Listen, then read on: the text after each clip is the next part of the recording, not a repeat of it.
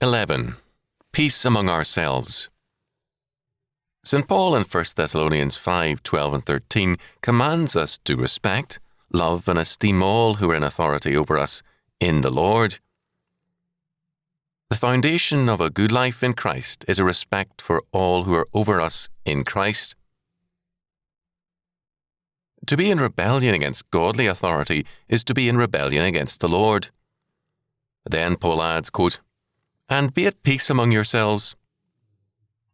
Peace among ourselves goes hand in hand with peace and respect in our relationship to those in authority.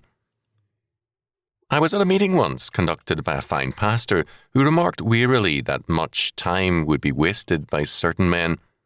They would stand to argue and quibble about trifles and would tax the patience of all. Sure enough, the persons he described took up much time in silly arguments and trifling comments. They were obviously disturbers of the peace and self-appointed guardians of the truth. Paul commands, "Be at peace among yourselves."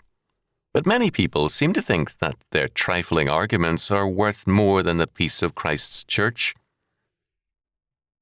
Over the years, I've been amazed at the trifles which are at the heart of many family arguments.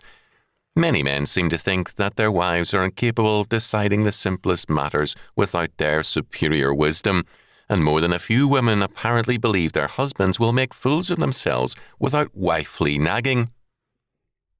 Sometimes I've called attention to the absurdity of the original arguments and the sad results which ensued, and have asked, was it worth it? The answer often begins, no, but. What they are unwilling to say is, I want my will to be done. The peace Paul commends requires us all to say to the Lord, "Thy will be done." If we will not say that, no argument will give us peace.